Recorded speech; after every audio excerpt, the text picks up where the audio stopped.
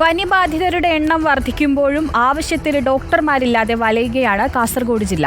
78 ഡോക്ടർമാരുടെ കുറവാണ് ജില്ലയിലുള്ളത്. ജില്ലാ ആശുപത്രിയിലും ജനറൽ ആശുപത്രിയിലും RMOമാരില്ല.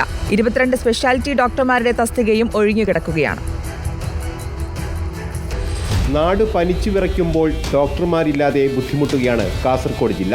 മൾട്ടി സ്പെഷ്യാലിറ്റിയോ സൂപ്പർ സ്പെഷ്യാലിറ്റിയോ ഇല്ലാത്തതിനാൽ ജില്ലാ താലൂക്ക് ആശുപത്രികളാണ് ആശ്രയം. മെഡിക്കൽ കോളേജ് എന്നത് പേരിന് മാത്രം. ജില്ലയിൽ 323 ഡോക്ടർമാരുടെ തസ്തികയാണുള്ളത്. രോഗികളുടെ എണ്ണത്തിൽ ഗണ്യമായ വർധനവുണ്ടാകുന്നതിനിടെ ഇത്രയും ഡോക്ടർമാർ ഉണ്ടെങ്കിൽ പോലും ദൈനംദിന പ്രവൃത്തികൾ കൃത്യമായി നടക്കില്ല. എന്നാൽ ഇതിൽ പോലും 78 ഡോക്ടർമാരുടെ കുറവുണ്ട്. ജനറൽ ആശുപത്രിയിലെ രോഗികളുടെ ക്യൂ അറ്റമില്ലാതെ നീളുന്നു. 7:30 മണിയാകുമ്പോൾ ടോക്കൺ കൊടുക്കും.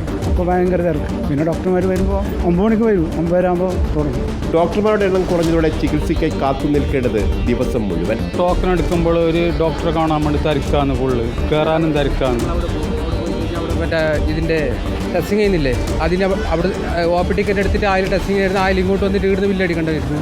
അവിടെ ബില്ലടിക്കുന്നില്ല, എല്ലാം കൊണ്ട് തിരക്കാം. 3 തവണയായി 75 ഡോക്ടർമാരുടെ ഒഴിവിലേക്ക് PSC നിയമന ഉത്തരവ് നൽകിയെങ്കിലും 33 പേർ മാത്രമാണ് എത്തിയത്.